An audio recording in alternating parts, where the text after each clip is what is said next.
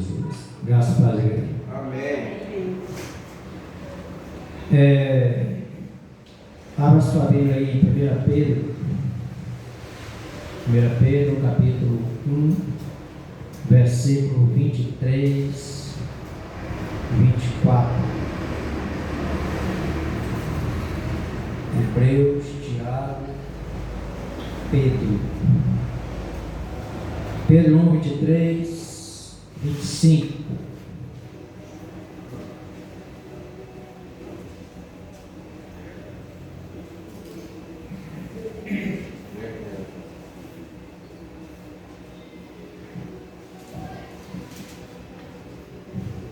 Amém? 1 Pedro, capítulo 1, versículo 23 ao 25.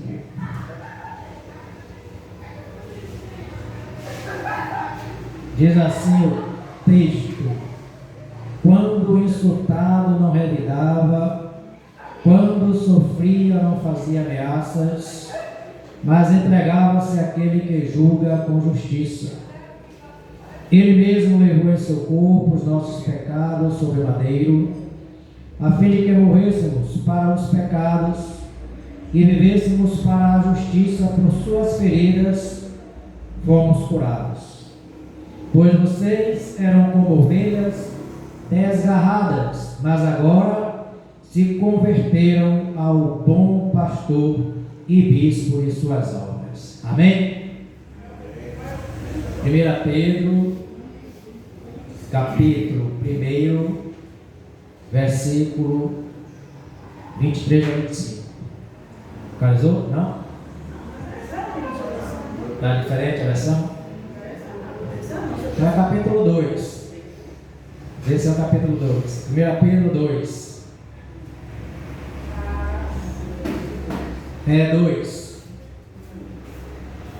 1 Pedro capítulo 2, versículo 23 ao 25. Localizaram agora? Então vou repetir. Quando insultado não revidava, ou seja, Jesus não dava o troco. Aprenda isso. Não deu troco, deu dinheiro por inteiro. Quando sofria não fazia ameaças, mas entregava-se àquele que julgava com justiça. Ele mesmo levou em seu corpo os nossos pecados sobre o madeiro, a cruz, a fim de que morrêssemos para os pecados e vivêssemos para a justiça. Por suas feridas vocês foram curados. Pois vocês eram como ovelhas desgarradas, mas agora se converteram ao pastor e bispo de suas almas. Amém? Essa palavra está falando aqui de salvação, que nós éramos como ovelhas desgarradas. Que é uma ovelha desgarrada? É uma ovelha perdida, é uma ovelha sem direção, é uma ovelha sem direção, é uma ovelha sem pastor, é uma ovelha sem cuidado.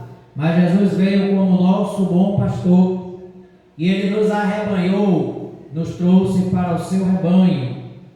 Nós que estávamos desgarrados, agora nos convertemos a Ele, que é o nosso bom pastor e bispo, e por causa disso, nós obtemos dele a salvação.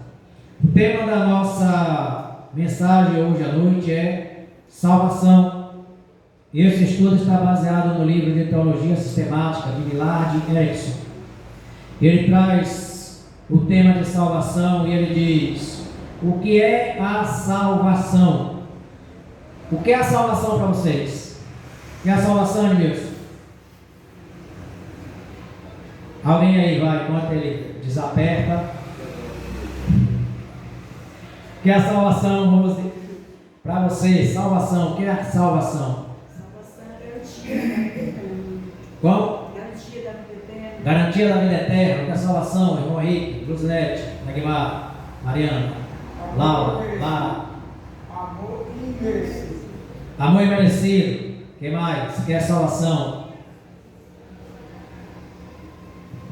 Salvação é a aplicação da obra de Cristo realizada na cruz a nosso respeito. O que é salvação? É a aplicação da obra de Cristo na vida de um indivíduo. Jesus nasceu, viveu, morreu, ressuscitou e por meio dele nós obtivemos salvação. Essa é a obra de Cristo. Qual é a obra de Cristo? Tudo que ele vivenciou na cruz. Ele veio para nos resgatar das trevas para a luz. Ele veio para nos arrebanhar de ovelhas perdidas a uma ovelha que agora tem uma direção, uma ovelha que tem uma voz para poder seguir. As ovelhas desgarradas são aquelas que não ouvem a ninguém ou que ouvem a todo mundo. Agora nós temos um pastor que é idôneo e que fala e que ensina com autoridade, e a esse nós devemos dar ouvidos. A salvação é a aplicação da obra de Cristo, ou seja, tudo que Jesus realizou na cruz, nascendo, morrendo e ressuscitando. Portanto, nós temos a convicção da salvação quando a gente toma posse de toda a obra de Cristo. Ou seja, em toda a obra de Cristo existe para a gente bênçãos. No seu nascimento, Jesus nasceu e viveu sem pecado. Por isso, nós temos a capacidade de, em Cristo, nascer de novo e viver sem pecado. Jesus morreu e ressuscitou. Por isso, em Cristo, nós morremos para o mundo e ressuscitamos para Deus. Jesus morreu, ressuscitou e ele subiu aos céus. Ele assentou à destra do Pai nas alturas. Por isso, a palavra de Deus vai dizer lá em Efésios que nós somos abençoados com todas as bênçãos celestiais em Cristo e com ele fomos assentados. Isso é a obra da cruz. É a obra da cruz sendo realizada em nós. Ou seja, nós somos participantes da obra de Cristo. Quando Jesus subiu aos céus, ele ascendeu aos céus, ele foi glorificado. Por isso nós tomamos posse da obra da cruz para a nossa glorificação.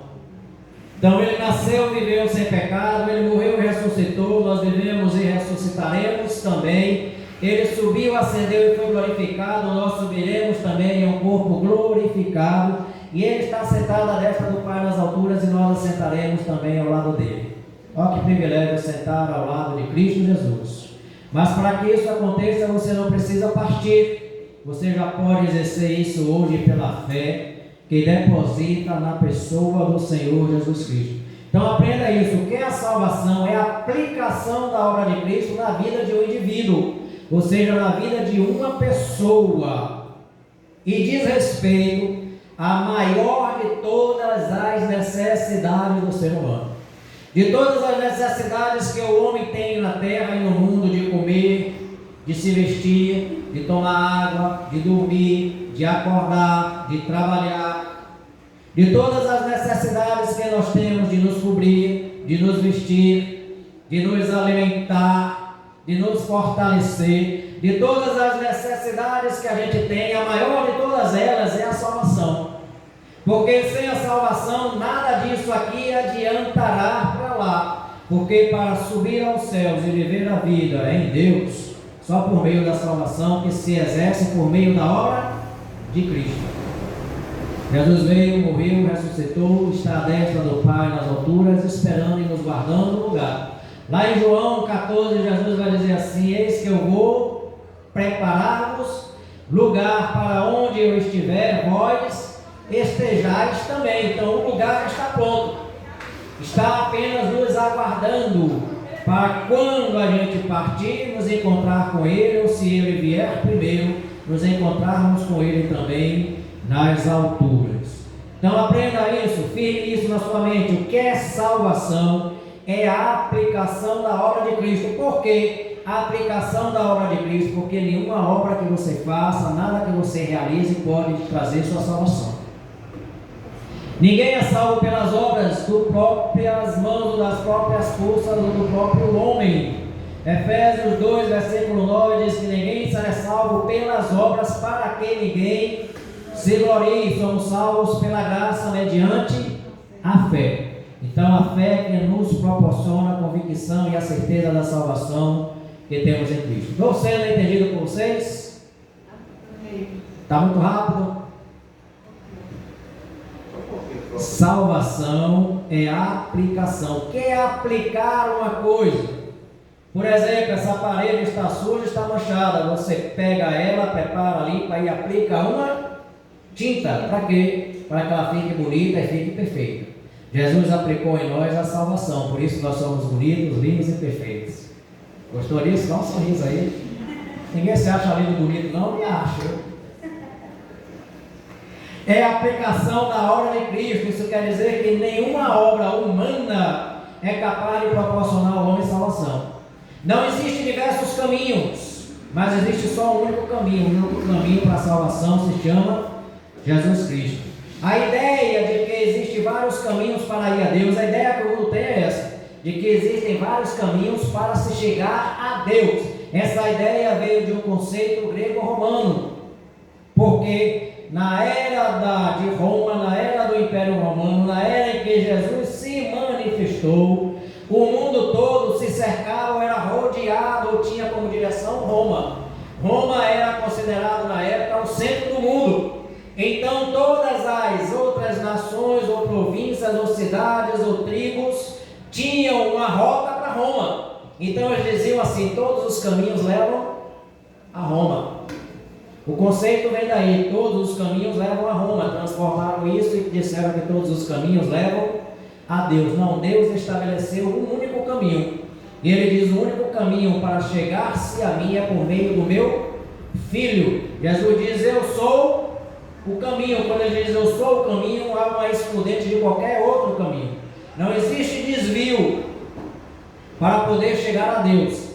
Tem que ser um caminho reto. Esse caminho reto é por meio da cruz. E quem encontra a cruz vai encontrar Jesus. Quem encontra a cruz vai encontrar Jesus.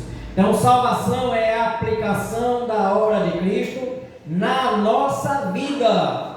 Por quê? Porque teologicamente, doutrinariamente, nós estávamos mortos espiritualmente, separados de Deus. Nós estávamos mortos, destituídos da glória de Deus, longe de Deus, afastados de Deus, sem direito à percepção da presença de Deus.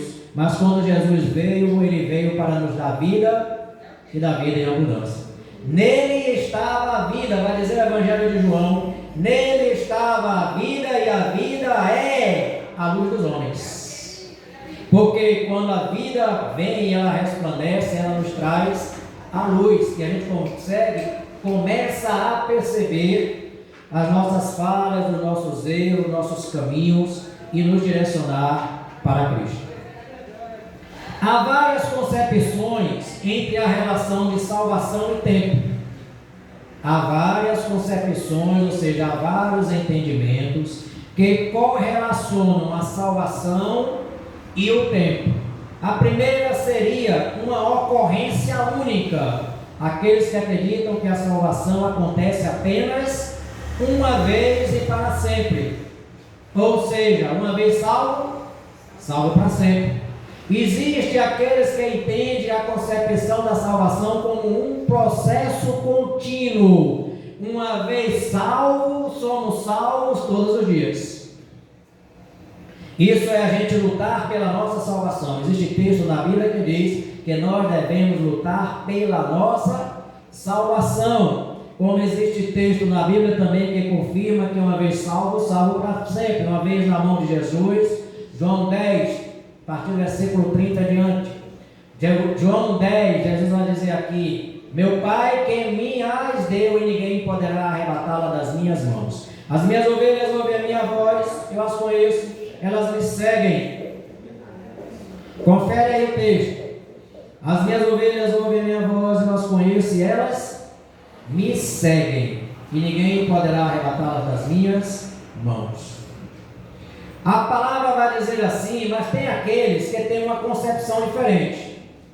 Tem aqueles que têm uma concepção que entende o seguinte, que a salvação será um evento futuro.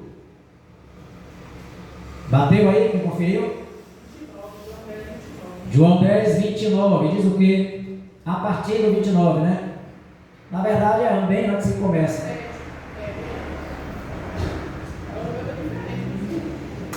Leia aí. 14, não? 10, 14. Não, leia aí o seu. Diz aí, o que é que diz o seu? Meu Pai que me deu é maior do que tudo, ninguém pode arrebatá-lo da mão do meu Pai. Isso, é isso mesmo. Meu Pai, das minhas e da mão dele das minhas. Leia o restante. Só tem esse no seu? A minha versão está diferente. Mas quem está na mão de Deus está na mão de quem? De Cristo. Quem é o Pai? O Pai, o Filho e o Espírito Santo é o único e verdadeiro Deus e Senhor. O 28, lê o 28. E dou-lhes a vida eterna, e ninguém há de perecer, ninguém arrebatará da minha. Eita glória! Tá vendo aí? João 10, deixa eu ir para a minha Bíblia aqui. Mateus, Marcos, João. Só para a gente deixar isso aqui fixado, para que todos possam também fixar. João, capítulo 10, versículo 28. Jesus diz assim, versículo 27, vou começar no 27. Diz: as minhas ovelhas ouvem a minha voz. Quem são as ovelhas de Cristo? Aqueles que a Ele se convertem, aqueles que a Ele o seguem, aqueles que recebem a obra de Cristo na cruz. Eu as conheço e elas me seguem. Ou seja, Jesus sabe quem são suas ovelhas. Não adianta ficar disfarçado de trigo, né? Se for joio, que Ele sabe o que é trigo e Ele sabe o que é joio. Não adianta ficar disfarçado. Não adianta ficar disfarçado de ovelha se for bode. Bode vestido de ovelha. Não adianta. Ele sabe quais são. Engana às vezes, engana a gente, né? Mas não engana ao Senhor. As minhas ovelhas, eu as conheço e elas me ouvem. Aí diz o versículo 28. Eu lhes dou a vida eterna. O que é a vida eterna? É a certeza da salvação. E elas jamais perecerão. O que é perecer aqui? Ou seja, jamais passarão pela morte espiritual, uma vez que recebemos a vida espiritual. Esse perecer aqui não está falando da morte física, porque todos perecerão. Todos nós passaremos pela morte física. Hebreus 9, 27 está escrito: ao homem é dado morrer uma única vez, vida em seguida o juízo. O homem nasceu, viveu, morreu. A sua existência terrena já se passou. Não tem mais participação debaixo do sol, como diz Eclesiastes. Ou seja, não tem mais participação nesse mundo. Agora o destino dele é a presença eterna junto ao Senhor, ou é a ausência eterna afastado de Deus. Então o versículo 28 vai dizer: eu lhes dou a vida eterna, elas jamais perecerão, perecer a morrer, ninguém as poderá arrancar da minha mão. Meu Pai que as deu a mim é maior do que todos, e ninguém as pode arrancar da mão de meu Pai. Primeiro ele diz: da minha mão. Se tentar arrancar da mão dele, vai encontrar o Pai pela frente. Então não tem como perder. Veja bem, então a concepção que se tem de salvação, irmão Henrique, é a seguinte: tem aqueles que entendem que é uma ocorrência única, tem aqueles que entendem que é um processo contínuo, e tem aqueles que entendem que será um evento futuro. Os que pensam, Eusete, que a salvação é uma ocorrência única, ele diz assim: somos salvos. Os que pensam que se trata de um processo dizem: nós estamos sendo salvos. E aqueles que acreditam que a salvação será ou acontecerá em um futuro, eles dizem: nós seremos salvos. Nós estamos salvos, nós somos salvos, nós estamos sendo salvos ou nós seremos salvos. É o entendimento de 3 linhas de pensamento. Mas o que nos importa entender é que a nossa salvação, ela se forma em Cristo, ela se concretiza em Cristo. E uma vez salvo, não tem quem possa arrancar a nossa salvação ou tirar a nossa salvação em Cristo. Jesus ele vai dizer, Jesus não, Deus vai dizer assim lá em Jeremias, eu acho que é 1:12, Deus vela para que a sua palavra seja cumprida, não é isso? Então se Ele determina na sua palavra que por meio de Cristo nós somos salvos, estamos sendo salvos ou seremos salvos, vamos ser salvos de qualquer jeito, amém? Então tem essa certeza, essa convicção, mas eu errei, eu pequei, eu caí, eu falei, eu cometi um erro. Você não perdeu a sua salvação, você foi salvo em Cristo. Mesmo que você peque, você não perde a sua salvação, porque qual é o recurso que nós temos? Confissão de pecados e arrependimento.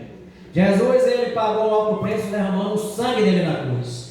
O sangue dele na cruz é a provisão para todos os pecados que nós já cometemos, estamos cometendo ou poderemos cometer. A provisão é o sangue de Cristo, porque lá a palavra de Deus vai dizer que o sangue de Jesus ele nos purifica de todo pecado, não de alguns pecados específicos, mas de todo pecado. Então o sangue de Cristo ele tem poder, o sangue de Cristo ele é poderoso, por isso o inimigo teme o sangue do Senhor Jesus Cristo. Outra palavra que diz aqui, veja bem, o fato é que outros aspectos também envolvem o conceito da salvação, como a justificação, a santificação e a glorificação. Então o processo de salvação ele é seguido de um aperfeiçoamento dos santos. Nós somos aperfeiçoados à imagem e à semelhança de Cristo. E esse aperfeiçoamento vem com o primeiro passo, é a justificação, ou seja, porque nós fomos salvos em Cristo Jesus, pela aplicação da obra dele, Deus aceita o sacrifício de Cristo para nos justificar. Nós não nos tornamos justos, mas nós nos tornamos justificados. Que a própria Bíblia vai dizer assim: não há nenhum homem na terra que nunca peque. Não há nenhum homem na terra que sempre faça o bem e nunca peque. Ou seja, nós estaremos sempre propícios a errar, a falhar ou a pecar. Mas 1 Pedro 1:9 vai dizer: filhinhos, não pequeis, mas se pecares, temos um advogado perante o Pai, Jesus Cristo, o justo, o qual tem o poder para pagar os nossos pecados e levar todas as nossas iniquidades. 1 Pedro, achou aí? Capítulo 1:9 ou 2:9, confere aí. Crentes bereanos tem que ser assim, viu? Tem que ir lá na palavra e conferir. A palavra então ela vai dizer o seguinte: que o primeiro ponto que acontece na nossa salvação é a, conferiu? 1 João capítulo 1 versículo, capítulo 1, capítulo 2 versículo,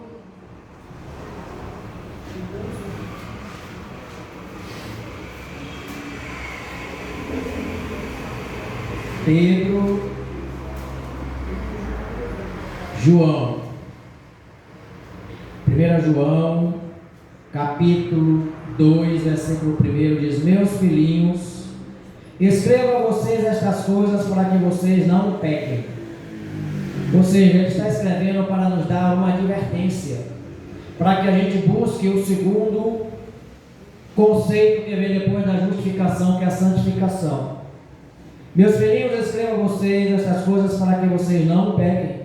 Se, porém, contudo, ou todavia, entretanto, alguém pecar, temos um intercessor junto ao Pai. Algumas outras traduções vão dizer um advogado. Jesus Cristo, o justo. Olha quem é o justo aqui. Jesus Cristo é o justo e é Ele quem nos justifica. Ele é a propiciação pelos nossos pecados, é o que foi dado em oferta e em sacrifício.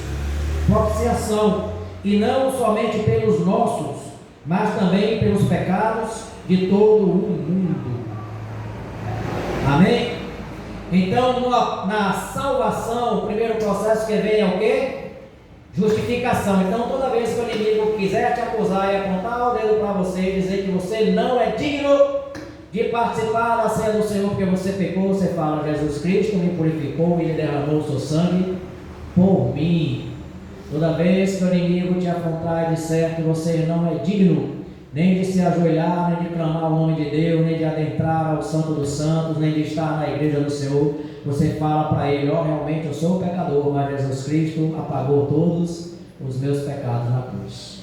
Não se deixe intimidar pelo inimigo, porque para ele não tem mais jeito, mas para nós sempre há. Sempre há esperança em Cristo Jesus. Então a justificação é isso. Quando Deus olha para você, Ele sabe, você não, para cá. Quando Deus olha para mim, Ele olha para mim, Ele vê que eu sou imperfeito, que eu sou falho, que eu erro, que eu caio. Mas Ele, quando Ele olha para mim, Ele vê a marca do sangue de Cristo em mim. E Ele vê o Espírito Santo que habita em mim. E por causa da marca de Cristo em mim, eu estou separado. Já percebeu quando você tem várias coisas que são iguais ou parecidas e você quer destacar ela das demais, o que é que você faz? Você tem que marcar. Porque se ela não estiver marcada e ela é igual às outras, quando você misturar tudo junto, você não vai saber distinguir. Por isso nós todos podemos estar juntos. A igreja pode estar aqui cheia e repleta, todo mundo junto, é homem e mulher. Somos todos imagem e semelhança de Deus. Mas quando Deus olhar, Ele vai distinguir aquele que é crente do que não é crente por causa da marca do sangue de Jesus. Entendeu? A Bíblia vai dizer lá em Efésios, capítulo 1. Versículo 8.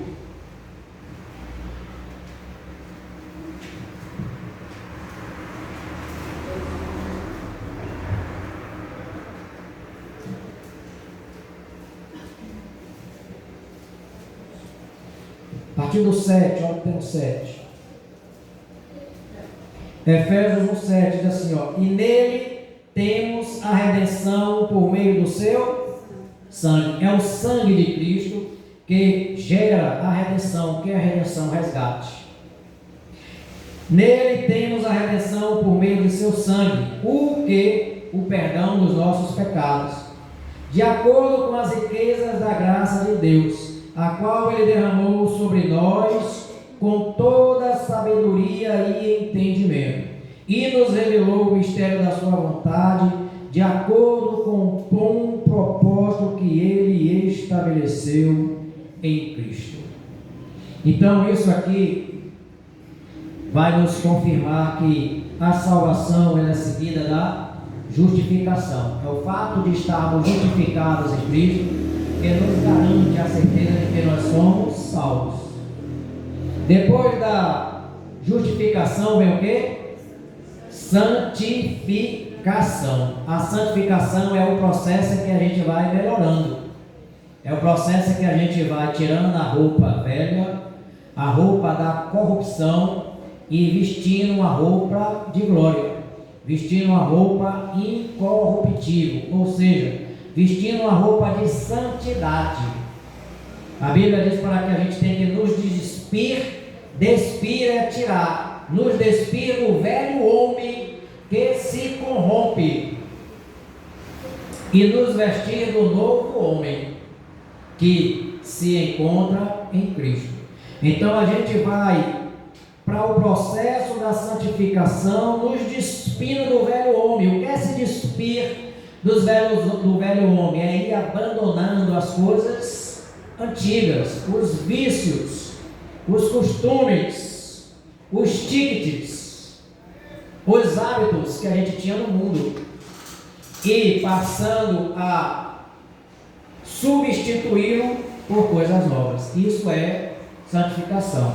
É inconcebível você entender que o crente se converteu e não está sendo santificado se não estiver acontecendo nenhuma mudança na vida dele. Ele é incomodado pelo próprio Espírito Santo a mudar. E ele vai passando por esse processo. Por isso que a santificação é um processo. Nós não devemos e não podemos exigir que ninguém mude do dia para a noite. Meu irmão, você tem que mudar as suas vestes. Meu irmão, você tem que mudar os seus hábitos. Meu irmão, você tem que mudar a sua fala. Meu irmão, você tem que mudar o seu vocabulário. Uma vez em que ele se entregou a Cristo, ele vai ser mudado e transformado, ele vai ser santificado.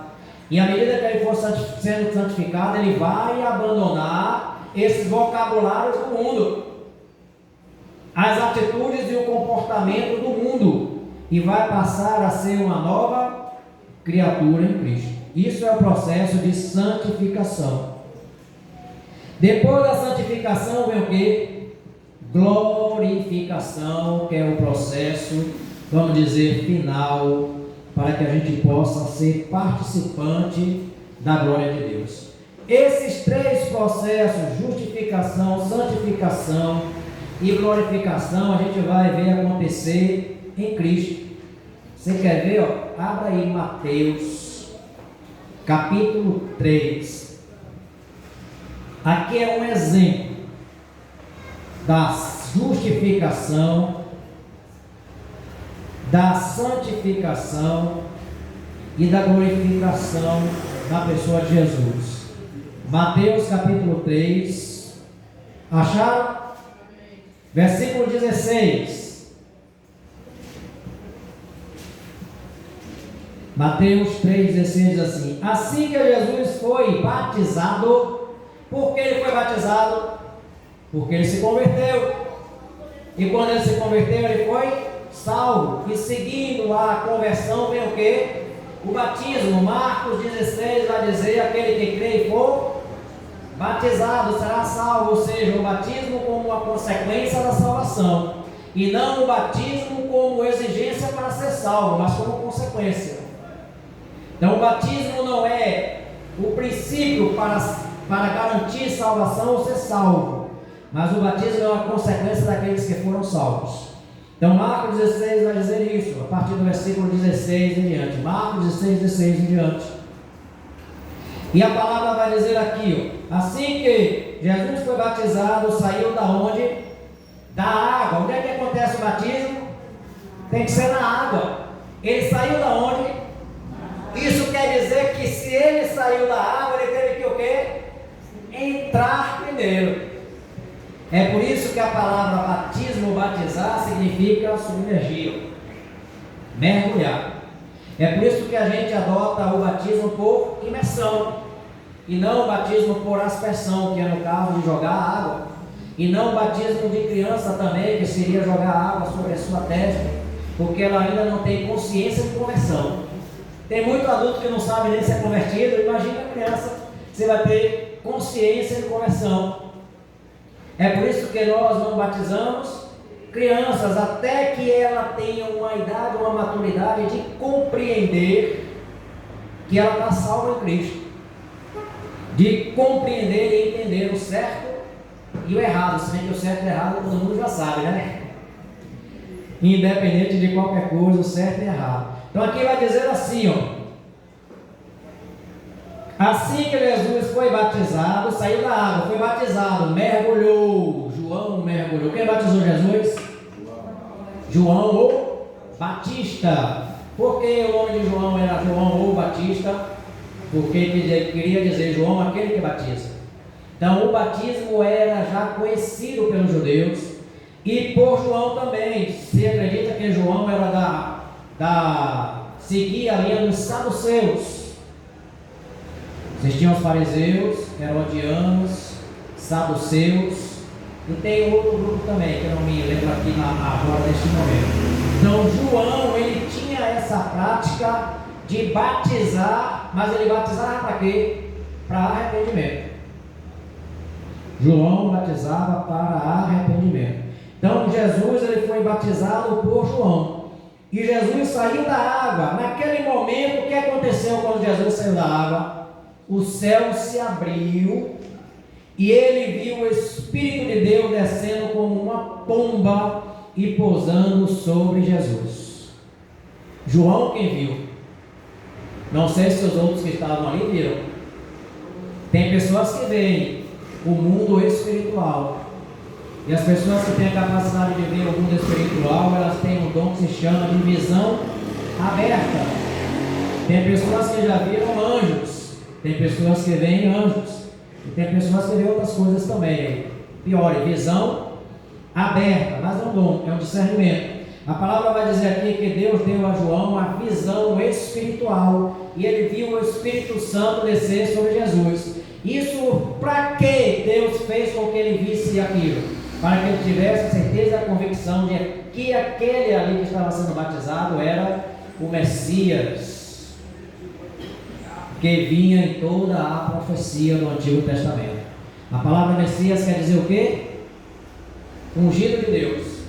A palavra Messias é uma palavra hebraica, que quer dizer ungido de Deus, que no grego é Cristo. A palavra Messias hebraica corresponde à palavra grega Cristo.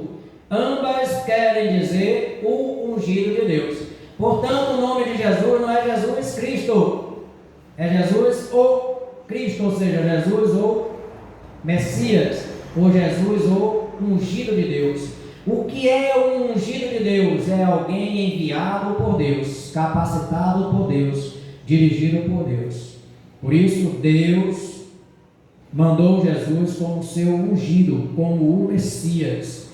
E a palavra vai dizer assim no versículo 17: então uma voz do céu disse: este é o meu filho amado, de quem me agrada.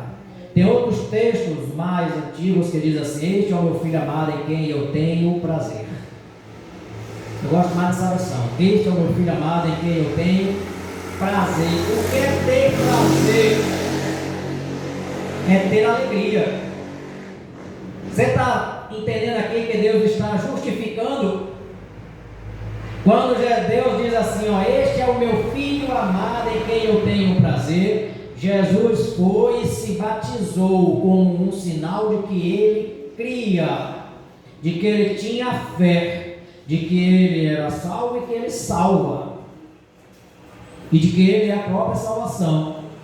E aí uma voz do céu vem e diz: este é o meu filho amado em quem tenho prazer. Ou seja, Deus estava justificando aquele batismo de Jesus Cristo, assim como o Espírito Santo que desceu sobre ele. Aqui você percebe a justificação.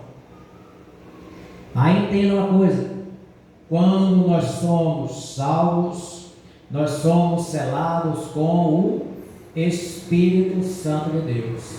Abre aí Atos capítulo 1. Deixa eu ver se é em Atos mesmo. Atos dos Apóstolos, capítulo 1.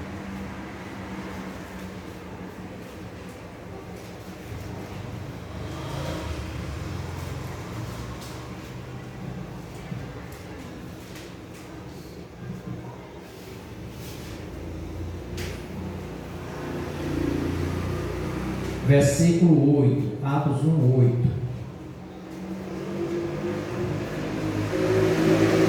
O que é que tem escrito aí? Mas receberão poder quando o Espírito Santo descer sobre vocês. Olha aí, o Espírito Santo no batismo de Jesus desceu sobre ele em forma de uma pomba. Quando nós aceitamos Jesus como Salvador e Senhor, o Espírito Santo também desce sobre nós. E aí nós somos justificados porque Deus diz: olha, isso aí eu me alegro. Mas receberão poder quando o Espírito descer sobre vocês, e serão minhas testemunhas em Jerusalém, em toda a Judéia e Samaria, até os confins da terra. Então aqui nós temos o princípio da justificação em Cristo, quando a gente leu aí Mateus capítulo 3, versículo 16, não foi? Quem lembra já esqueceu. João 3. 16. É isso? Veja bem, João capítulo. Qual foi, Rosa? Mateus. Mateus, porque eu João, Mateus. Mateus 3, não é isso? 3,16. 3,16. Agora vamos aqui, ó. Nesse mesmo capítulo. Estou em Marcos, deixa eu ir aqui para Mateus. Mateus 3,16. Ele vai dizer, ó, este é o meu filho amado em que eu me agrado. Até aqui nós temos o princípio da justificação como um exemplo em Cristo. Versículo 4. Então Jesus foi levado pelo Espírito Santo ao deserto para quê? Para ser tentado por quem? Pelo diabo.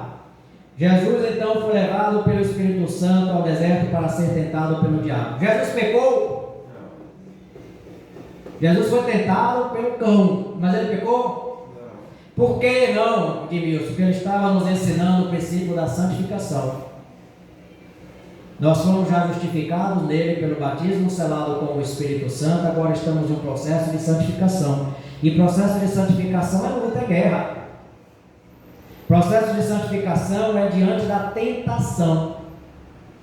A Bíblia vai dizer lá na oração que Jesus nos ensinou, o Pai Nosso, que está no céu, santificado, seja o teu nome, venha a nós, o teu reino, seja feita a tua vontade, assim na terra como no céu. Não é isso? O que mais? Conosco cada dia nos dai hoje, perdoai as nossas ofensas, como nós perdoamos a quem nos tem ofendido. E não nos deixeis cair em tentação. A versão original, ou correta, é: não nos deixe ser tentado. Não brinque com tentação, nem queira ser tentado. Não ache que você é um super crente, ou um super homem da fé, uma mulher maravilha da fé que vai vencer todas as tentações. A oração que Jesus está nos dando e orientando aqui é exatamente essa, ó. Não nos deixe cair em tentação, ou seja, não nos deixe, Senhor, ser tentado. E a Bíblia vai dizer lá em Tiago que ainda que a gente seja tentado, com a tentação Ele também vai nos dar o escape. Então o melhor é não querer se colocar em tentação. Então evite, corre fora, sai, se manda, arrasta o pé, ó. Está vendo alguma coisa que começou a girar seu coração, que começou a mexer na sua mente, que começou a perturbar a sua vontade, o seu desejo, corre fora, se manda. Não brinque com a tentação, porque a tentação não vem de Deus, a tentação vem do diabo. E a tentação vem do mundo, das coisas do mundo. A tentação vem pela cobiça dos olhos, concupiscência dos olhos, concupiscência da carne e a soberba da vida. Foi o que aconteceu com Eva. Ela viu, ela gostou, ela foi lá, mexeu, experimentou. Quando Deus disse: não toque, não mexa, que no dia em que mexer, certamente morrerás.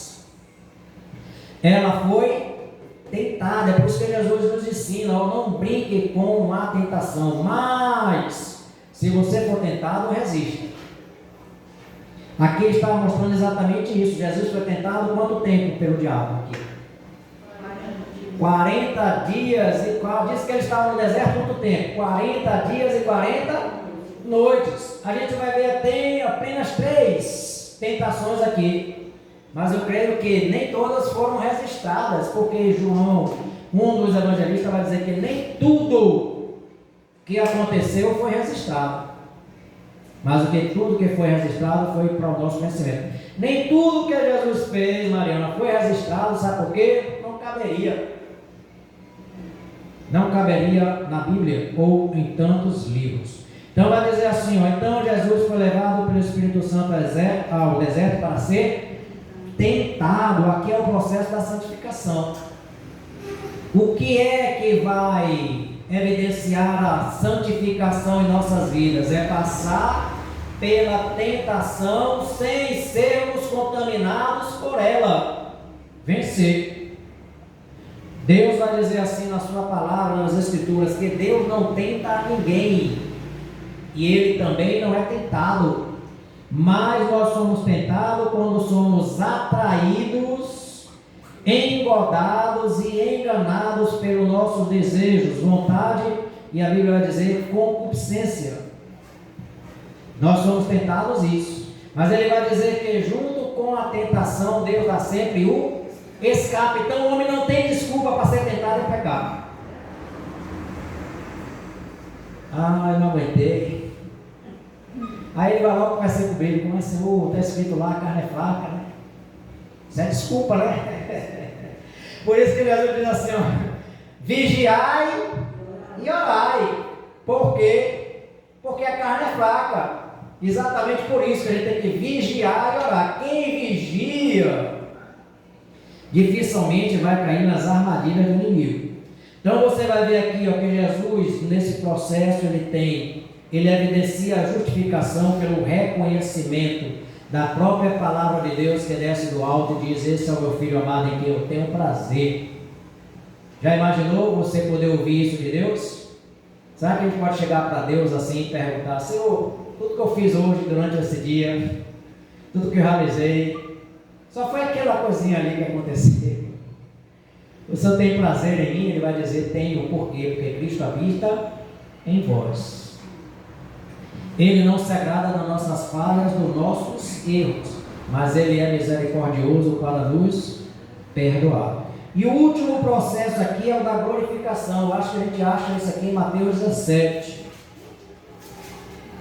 Mateus 17. Você vai ver também esse processo aqui. Quem tem relógio aí, controla o tempo. Eu estou sem controle de tempo. Falta o quê? 20 minutos. 20 minutos, né, Maria? 20 minutos?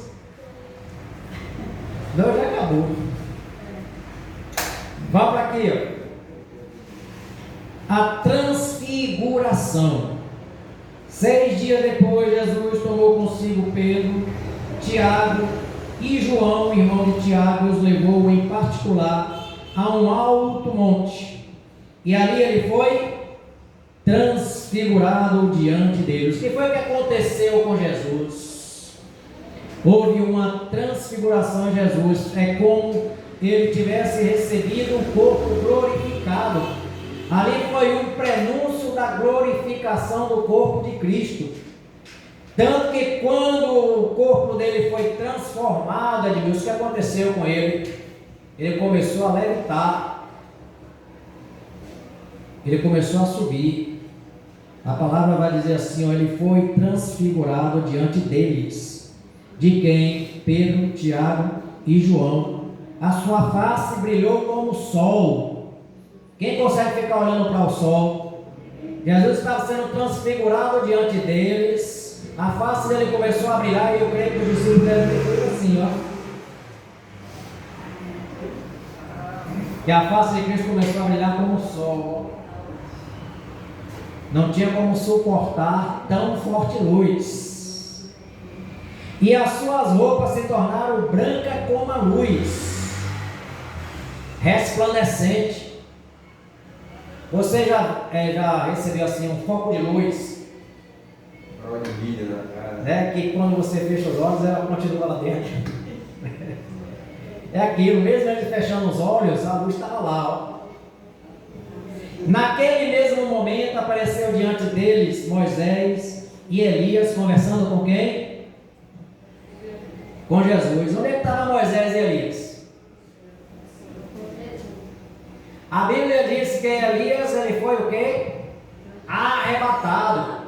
A Bíblia vai dizer que Moisés morreu, mas onde está o corpo dele? Ninguém nunca encontrou. Judas vai dizer que Miguel, o anjo do Senhor, batalhou contra Satanás pelo corpo de Moisés. Porque ele queria o corpo de Moisés, eu não sei. Mas a Bíblia vai dizer que Miguel prevaleceu. E ninguém sabe onde está o corpo de Moisés, ou se Moisés realmente morreu. Fica essa interrogação. Até porque a Bíblia vai nos dizer o seguinte, que não existe contato entre morto e vivo. Isso é chamado de necromancia. O que é necromancia? O que é um necromante? É a pessoa que tem contato com os mortos, que faz comunicação com os mortos, e a Bíblia diz que o homem não deve se comunicar com os mortos, ou praticar necromancia. Necro vem de morte. Você já ouviu o termo falar assim, a perna dele necrosou? Ou seja, apodreceu? Quer dizer, morreu. Necromancia quer dizer leitura. Não tem cartomancia, leitura através das cartas? Então, necromancia seria a leitura ou a adivinhação através dos mortos. Só que a Bíblia vai dizer que os mortos não se comunicam com os vivos, porque eles não têm mais parte debaixo do sol. Então, o que é que isso aqui vai apontar para a glorificação de Jesus? Olha o processo em Cristo aí, ó, da justificação, santificação e glorificação. Da sua justificação, Pai dizendo, este é o meu filho amado em que tenho prazer. Da sua santificação, ele sendo tentado e vencendo as tentações. E da sua glorificação com a sua veste resplandecente, com uma roupa. Sabe o que eu acredito que seja a glória de Deus, ou uma veste de glória? É uma armadura. É uma armadura que você vai precisar ter para poder entrar na presença de Deus. Porque Deus é glória pura, Deus é luz pura, Deus é energia, Deus é poder puro. E o homem carnal nesse corpo corruptível diante de Deus, ele morre.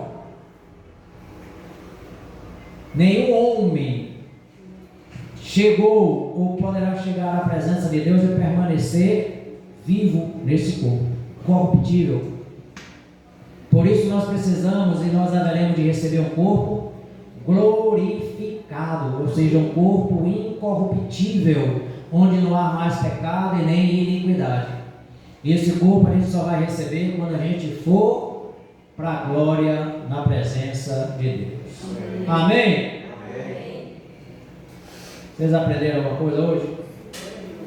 Que a salvação é a aplicação da obra de Cristo na vida, diga, na minha vida. Isso. E como é que se confirma a salvação? Com a justificação, santificação e glorificação. É impossível o crente dizer que é salvo e não está passando por um processo de santificação, se ele não quiser, ou se ele quiser chegar ao estado final, que é a glorificação. Vamos lá. Pai, em nome de Jesus, agradecemos esse momento, a oportunidade de estarmos na sua casa, aprendendo mais um pouco dos seus conceitos. Prepare nossos corações para os demais dias da semana, para que não só hoje, tão somente, possamos estar refletindo e meditando na sua palavra, mas todos os dias possamos tomar uma porção deste maná que desceu dos céus para nos trazer vida, para nos alimentar e nos fazer crescer em Cristo Jesus. Prepara-nos e nos leva aos nossos lares, debaixo da sua graça, debaixo da sua proteção. E a oração que fazemos a Ti em nome de Jesus. Amém. Vamos ficar em pé. Que o amor de Deus seja derramado sobre nossas vidas e corações. Que a graça preciosa do Senhor Jesus nos cerque, nos circunde. Que a doce consolação do Espírito Santo possa cada dia afirmar a convicção da salvação por meio de Cristo. E em nome de Jesus. Amém. Se Deus é por nós, agindo Deus, a vitória é nossa, em nome de Jesus. Amém. Essa mensagem vai para o YouTube. Assista, comente. Se tiver perguntas, faça lá. E lá mesmo eu vou ver se responde. O YouTube está desengubado. Meu YouTube está desengubado.